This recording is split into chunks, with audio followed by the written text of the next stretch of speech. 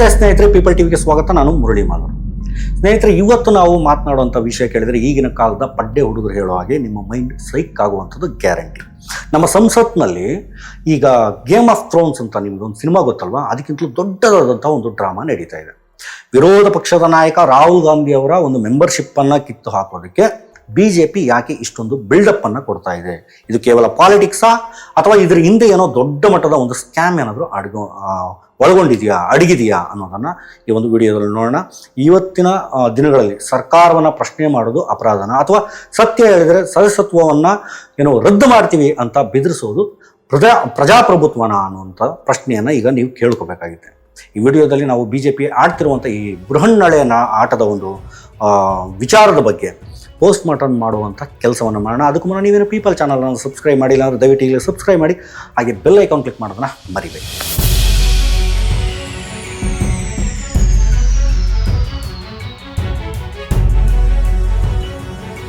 ಸ್ನೇಹಿತರೆ, ಈ ಒಂದು ಅಸಲಿ ಕಿಡಿ ಹೊತ್ತಿದ್ದೇಳಿ ಈ ಒಂದು ವಿಚಾರದಲ್ಲಿ ಈ ಒಂದು ಸತ್ಯ ಎಲ್ಲಿಂದ ಹೊರಗಡೆ ಬರುತ್ತೆ ಅನ್ನೋದನ್ನು ನೋಡೋದಾದರೆ, scene number 1 India US trade deal ಅನ್ನುವಂಥದ್ದು ಏನಾಯಿತು, ರಾಹುಲ್ ಗಾಂಧಿ ಸಂಸತ್ನಲ್ಲಿ ನಿಂತ್ಕೊಂಡು ಒಂದು ಮಾತನ್ನು ಹೇಳ್ತಾರೆ. ಈ ಒಪ್ಪಂದದ ಮೂಲಕ ಸರ್ಕಾರ ಭಾರತ ಮಾತೆಯನ್ನು ಅಮೇರಿಕಕ್ಕೆ ಮಾರಿಬಿಟ್ಟಿದೆ ಅಂತ. ಯಾಕೆ ಅಂತಂದರೆ ಈ ಒಂದು ಒಪ್ಪಂದದಿಂದ ನಮ್ಮ ದೇಶದ ಡೇಟಾ ಅಮೇರಿಕಾದ ಕಂಪನಿಗಳ ಪಾಲಾಗ್ತಿದೆ. ನಮಗೆ ಗೊತ್ತಿರೋ ಹಾಗೆ ಈ ಒಂದು AI ಕಾಲದಲ್ಲಿ ಡೇಟಾನೇ ಪವರ್ ಅನ್ನುವಂಥದ್ದು ಎಲ್ರಿಗೂ ಗೊತ್ತು. ಇದನ್ನು ಅಮೇರಿಕಕ್ಕೆ ಯಾಕೆ ಸುಮ್ಮನೆ ಬಿಟ್ಕೊಡ್ತಿದ್ದೀರಾ ಅನ್ನುವಂಥ ಪ್ರಶ್ನೆ ಈ ಒಂದು ರಾಹುಲ್ ಗಾಂಧಿ ಅವರು ತೆಗೆದಿದ್ದು. ಮತ್ತು ಸೀನ್ ನಂಬರ್ 2 ಅನ್ನು ನೋಡೋದಾದರೆ, ಕಟ್ ಮಾಡಿ, ಜನರಲ್ ನರವಣೆ ಅವರ ಒಂದು ಪುಸ್ತಕದ ರಹಸ್ಯ, ಮಾಜಿ ಸೇನಾ ಮುಖ್ಯಸ್ಥರು ಬರೆದಂತಹ ಒಂದು 4 ಸ್ಟಾರ್ಸ್ ಆಫ್ ಡೆಸ್ಟಿನಿ ಅನ್ನುವಂಥ ಪುಸ್ತಕ ಏನಿದೆ, ಈ ಒಂದು ಬುಕ್ಕಲ್ಲಿ ಚೀನಾ ಗಡಿ ವಿಷಯದ ಬಗ್ಗೆ ಕೆಲವು ಗಂಭೀರವಾದ ಅಂಶಗಳಿದ್ದಾವೆ. ರಾಹುಲ್ ಗಾಂಧಿ ಈ ಬಗ್ಗೆ ಮಾತನಾಡೋಕ್ಕೆ ಹೋದಾಗ ಸರ್ಕಾರಿ ಬೆಂಚಿನ ಕಡೆಯವರು ಸಖತ್ ಗಲಾಟೆಯನ್ನು ಮಾಡಿ ಅವರನ್ನು ಸುಮ್ಮನೆ ಇರುವಂತೆ ಮಾಡೋದು. ಸರ್ಕಾರದ ಈ ಒಂದು ನಡೆ ಏನಿದೆ, ಈ ಒಂದು ನಡೆಯಿಂದ ಒಂದು ವಿಷಯ ಅರ್ಥ ಆಗುತ್ತೆ, ಯಾವುದೋ ಒಂದು ದೊಡ್ಡ ಸತ್ಯ ಹೊರಗಡೆ ಬರುತ್ತೆ ಅನ್ನೋ ಭಯ ಅನ್ನುವಂಥದ್ದು ಇವ್ರಿಗಿದೆ ಅಂತ. ಅದಕ್ಕಾಗಿಯೇ ರಾಹುಲ್ ಗಾಂಧಿನ ಡಿಸ್ಮಿಸ್ ಮಾಡಿಬಿಡಿ ಅಂತ ರಂಗಣ್ಣನ ಸ್ಟೈಲ್ನಲ್ಲಿ ಈಗ ಪುಂಗಿ ಊದ್ತಾ ಇದ್ದಾರೆ. ಇದು ಸಾಧ್ಯನಾ? ಇದೊಂದು ಆಗುವಂಥ ಮಾತಾ? ಖಂಡಿತವಾಗ್ಲೂ ಚಾನ್ಸೇ ಇಲ್ಲ, ನೋವೇ ಅಂತ ಅಂಬಿಯಣ್ಣ ಸ್ಟೈಲಲ್ಲಿ ಒಂದು ಡೈಲಾಗನ್ನು ಬಿಸಾಕಿ ಈಗ ಮುಂದಿನ ವಿಚಾರವನ್ನು ಮಾತನಾಡೋದಾದರೆ, ನೋಡಿ ಸ್ನೇಹಿತರೆ, ಯಾರನ್ನಾದರೂ ಹೀಗೆ ಅಮಾನತು ಮಾಡುವಂಥದ್ದು ಅಥವಾ ರದ್ದು ಮಾಡುವಂಥದ್ದು ಹೊಸದ? ಖಂಡಿತವಾಗ್ಲೂ ಇಲ್ಲ. ಆದರೆ ಇತ್ತೀಚೆಗೆ ಇದು ಜಾಸ್ತಿ ಆಗ್ತಾ ಬರ್ತಾ ಇದೆ. 2025-26 ಈ ಒಂದು ಬಜೆಟ್ ಅಧಿವೇಶನದಲ್ಲೇನೆ 8 ಜನ ಸಂಸದರನ್ನು ಒಟ್ಟಿಗೆ ಅಮಾನತು ಮಾಡಲಾಗಿದೆ. ಹಿರಿಯ ಕಾಂಗ್ರೆಸ್ ನಾಯಕರಾದಂಥ ಮಾಣಿಕ್ಯಂ ಠಾಗೋರ್, ಅಮರೀಂದರ್ ಸಿಂಗ್ ರಾಜಾ ಮುಂತಾದವರು ಈ ಒಂದು ಲಿಸ್ಟಲ್ಲಿದ್ದಾರೆ. ಕಾರಣ ಏನು? ಅವರು ಸತ್ಯದ ಪರವಾಗಿ ಧ್ವನಿಯನ್ನು ಎತ್ತಿದ್ದು ಮತ್ತು ಪೇಪರನ್ನು ಹರಿದಾಕಿ ಮುಂದಕ್ಕೆ ಹೋಗಿದ್ದು. ಹಳೆಯ ಇತಿಹಾಸವನ್ನು ಏನಾದರೂ ನೋಡೋದಾದರೆ 1951ರಲ್ಲಿ HG ಮುದ್ಗಲ್ ಅವರನ್ನು 1978ರಲ್ಲಿ ಇದೇ ಇಂದಿರಾ ಗಾಂಧಿ ಅವರನ್ನು ಕೂಡ ಇದೇ ರೀತಿ ಅಮಾನತು ಅಥವಾ ರದ್ದನ್ನು ಮಾಡಲಾಗಿತ್ತು, ಅವರ ಒಂದು ಸದಸ್ಯತ್ವವನ್ನು. ಬಟ್ ಅದೆಲ್ಲವೂ ಸಹ ಭ್ರಷ್ಟಾಚಾರ ಅಥವಾ ಒಂದು ಹಕ್ಕುಚ್ಯುತಿಯ ಒಂದು ಪ್ರಕರಣಗಳಾಗಿ ಇದ್ದು ಅಷ್ಟೇ.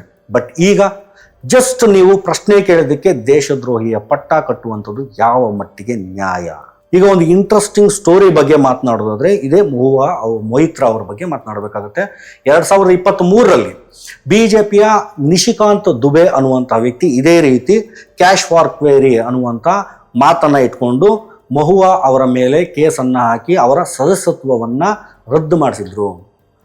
ಇದೇ ಮಹುವಾ ಮೊಹಿತ್ರಾ ಅವರು ತಮ್ಮ ಲಾಗಿನ್ ಐಡಿಯನ್ನು ಹಂಚಿಕೊಂಡಿದ್ದೆ ದೊಡ್ಡ ಮಟ್ಟದ ಅಪರಾಧ ಅಂತ ಹೇಳಿ ಬಿಂಬಿಸಲಾಗಿತ್ತು. ಬಟ್ ಆಗಿದ್ದೇನು ಅಂತ ನೋಡೋದಾದರೆ, ಮಹುವಾ ಅವರನ್ನು ಸಂಸತ್ನಿಂದ ಹೊರಗಡೆ ಹಾಕಿದ್ರು ಕೂಡ ಅವರು ಜನರ ಮನಸ್ಸಿನಿಂದ, ಆ ಒಂದು ಕ್ಷೇತ್ರದ ಜನರ ಮನಸ್ಸಿನಿಂದ ಹೊರಗಡೆ ಹೋಗಿರಲಿಲ್ಲ.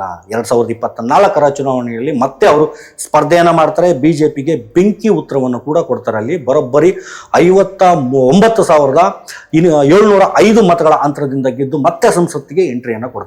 ಇದನ್ನೇ ನಾವು ಬಿಜೆಪಿಗೆ ಆದಂಥ ಮುಖಭಂಗ ಅನ್ನುವಂಥದ್ದು. ಮಹುವಾ ಅವರ ಗೆಲುವು ತೋರಿಸ್ಕೊಟ್ಟಿದ್ದು ಏನಪ್ಪಾ ಅಂತಂದರೆ, ಸಂಸತ್ತಿನಲ್ಲಿ ಧ್ವನಿಯನ್ನು ಅಡಗಿಸಬಹುದು, ಆದರೆ ಜನರ ಧ್ವನಿಯನ್ನು ಖಂಡಿತವಾಗ್ಲೂ ನೀವು ಅಡಗಿಸ್ಲಿಕ್ಕೆ ಸಾಧ್ಯನೇ ಇಲ್ಲ ಅನ್ನುವಂಥದ್ದನ್ನು ಇದೇ ಮಹುವಾ ಮೊಹಿತ್ರಾ ಅವರು ಇಡೀ ದೇಶಕ್ಕೆ ತೋರಿಸ್ಕೊಟ್ರು. ಈಗ ರಾಹುಲ್ ಗಾಂಧಿ ವಿಷಯಕ್ಕೆ ಬರೋದಾದರೆ, ಬಿಜೆಪಿ ಸಂಸದ ನಿಶಿಕಾಂತ್ ದುಬೆ ಈಗ ಒಂದು ಸಬ್ಸ್ಟ್ಯಾಂಟಿವ್ ಮೋಷನ್ ಅನ್ನು ತಂದಿದ್ದಾರೆ. ರಾಹುಲ್ ಅವರನ್ನು ಅರ್ಬನ್ ನಕ್ಸಲ್ ತಗ್ಗರಿ ಗ್ಯಾಂಗ್ನ ಸದಸ್ಯ ಅಂತೆಲ್ಲ ಕರೀತಾ ಇದ್ದಾರೆ. ಯಾಕೆ ಈ ಒಂದು ಬೃಹನ್ನಳೆ ನಾಟಕ, ಬೃಹನ್ನಳೆ ಆಟ ಅನ್ನುವಂಥ ಪ್ರಶ್ನೆಯನ್ನು ನಾವು ಕೇಳಬೇಕಾಗತ್ತೆ. ಮಹಾಭಾರತದಲ್ಲಿ ಏನೋ ಅರ್ಜುನ ಅಜ್ಞಾತವಾಸದಲ್ಲಿದ್ದಾಗ ಬೃಹನ್ನಳೆ ರೂಪವನ್ನು ಧರಿಸಿದ್ದ, ಮತ್ತೆ ಸ್ವತಃ ಬೃಹನ್ನಳೆ ಅಥವಾ ಟ್ರಾನ್ಸ್ಜೆಂಡರ್ ಆಗುವಂಥದ್ದೇನಿದೆ ಅದು ಅವರವರ ಇಚ್ಛೆ, ಅದಕ್ಕಿಂತ ಹೆಚ್ಚಾಗಿ ಅದು ಅವರ ಹಕ್ಕು. ಅದನ್ನು ನಾವು ಅಂದರೆ ಇಡೀ ದೇಶದ ಜನ ಗೌರವಿಸಬೇಕು. ಆದರೆ ಒಬ್ಬರನ್ನು ಹಣಿಯೋದಕ್ಕೆ, ಅವರನ್ನು ಮುಗಿಸೋದಕ್ಕೆ ಇಂಥ ವೇಷವನ್ನು ಹಾಕುವಂಥದ್ದು ನೈತಿಕತೆ ಅಲ್ಲ ಸ್ನೇಹಿತರೆ. ಇದನ್ನು ಎಲ್ಲರೂ ಸಹ ಅರ್ಥ ಮಾಡ್ಕೊಳ್ಳಿ.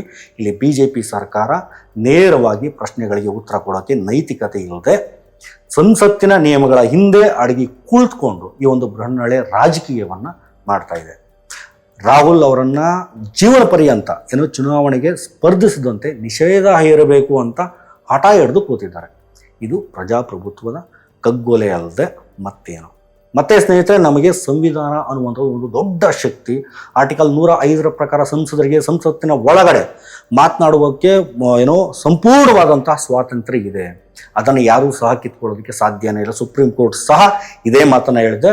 ಸರ್ಕಾರವನ್ನು ಟೀಕಿಸೋದು ಅಂತಂದರೆ ದೇಶದ್ರೋಹ ಅಲ್ಲ ಅಂತ. ರಾಹುಲ್ ಗಾಂಧಿ ಅವರು ಹೇಳಿದ ಹಾಗೇನೆ ನೀವು ಬೇಕಾದ್ದನ್ನು ಮಾಡ್ಕೊಳ್ಳಿ, ನಾನು ಸತ್ಯ ಹೇಳೋದನ್ನು ನಿಲ್ಲಿಸಲ್ಲ ಅಂತ ಮಾತನಾಡ್ತಾ ಇದ್ದಾರೆ.